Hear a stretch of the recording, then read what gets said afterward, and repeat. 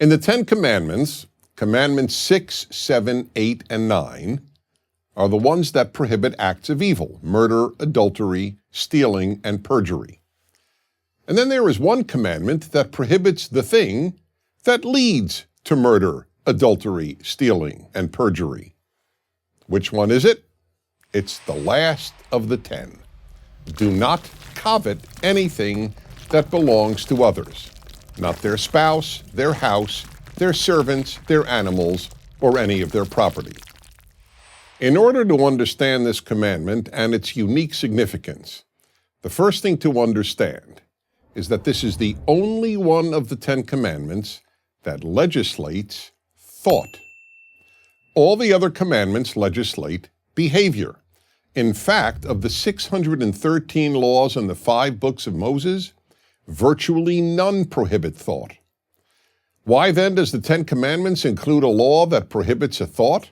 Because it is coveting that so often leads to evil. Or, to put it another way, coveting is what leads to violating the preceding 4 commandments, the ones against murder, adultery, stealing, and perjury. Think about it. Why do people do those things? In most instances, it's because they covet something that belongs to another person. Obviously, that is the reason people steal. Thieves covet their victims' property. But it is also the reason for many murders, and coveting is obviously the reason for adultery, wanting the spouse of another person.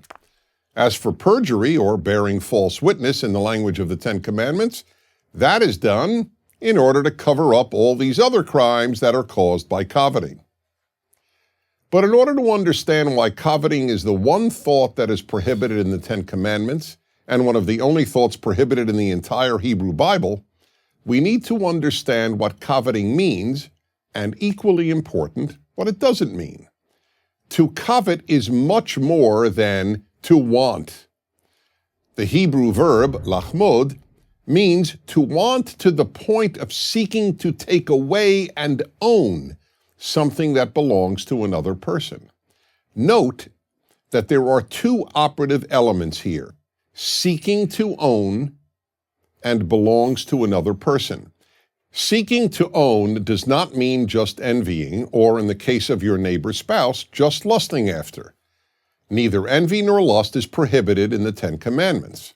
Uncontrolled envy and lust can surely lead to bad things, and they can both be psychologically and emotionally destructive. But neither one is prohibited in the 10 Commandments. Why?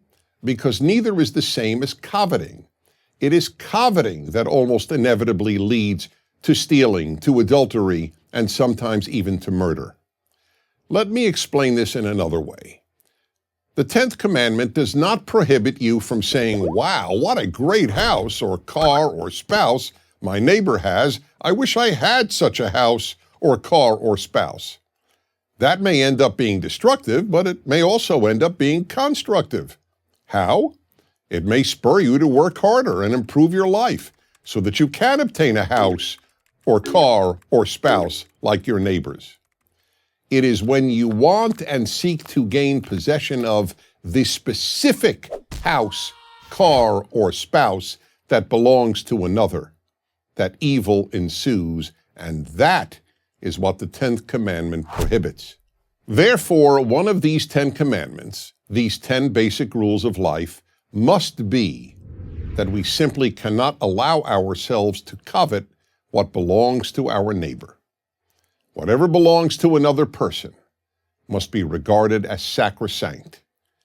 We cannot seek to own anything that belongs to another, because only evil can come of it. I'm Dennis Prager. Join Prager University, subscribe to our YouTube channel, and sign up for free at PragerU.com.